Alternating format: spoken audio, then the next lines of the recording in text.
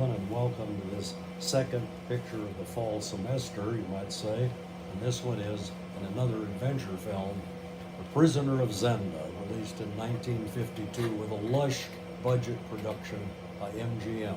This was in a series of movies MGM released, such as Moonfleet and The Scarlet Coat, and what's another really good one, Scaramouche, and others, including Zenda, with Stuart Granger in the lead. He ended his days in working a good movie like John Wayne and his buddy in North to Alaska. But Stuart Granger was a very famous actor, British, of course, of his time, with a name like Stuart Granger. And then his foil in here is the lovely, beautiful, also British Deborah Kerr, herself a 7-time Oscar nominee for wonderful movies. You'll enjoy both of them. You know her movies. The King and I might come to mind. Many other beautiful, beautiful pictures. So Deborah Kerr is the future wife of the Queen of a Ruritanian country. I thought, Jack, if we're going to have an adventure, we need an old-time swordplay adventure like Robin Hood to throw it into the pack here. And here it is, folks. Here it is, our film for today. And she is the bride-to-be and queen of this country.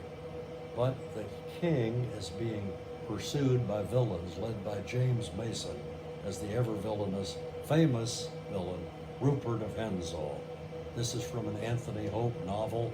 It was filmed before as a silent or early talkie, but now it's filmed by MGM in all its better version, its splendor, with Lewis Calhern as an assistant and all. Calhern is hiding him from the real villain, played by James Mason. They're hiding the king because of like they should have maybe hired anybody who's been assassinated lately, or attempted assassination. They should have protected them better. But I leave that just simply to saying we're talking about this movie, and it's Ruritanian setting, not filmed on location. It's essentially filmed in Hollywood, because we were at war in '52 with Korea and on location overseas, so they just did it right there. Now that's what happens, that's the premise. So look for Stuart Granger, Deborah Kerr, and remember all their swashbucklers. Stuart Granger, let this stand in for some people's favorite is Scaramouche. I like it, I admire it. My favorite is The Prisoner of Zenda, of this type of movie. So look also for two more very quick things. One of them is, as I said at the beginning, the lavish budget that MGM put behind this movie.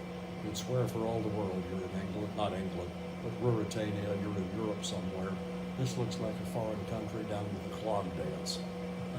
I mean, here we are, and it's this wonderful little closed book story about what happens in that kind of place. So the sense of place and all of that is very important in the movie, even though it isn't on location. So MGM wants to throw everything at it to pretend it's on location.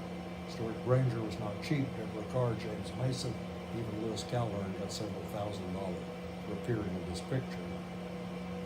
Prisoner of Zenda has finally a brilliant color scene. Early Technicolor 1952, well, it was getting refined. Technicolor director Natalie Kalmus, as I remember, who oversaw all transition to Technicolor for the Technicolor Company, right on down through Gone with the Wind. It was her and Morgan Paddleford that did all the coordination between the color systems.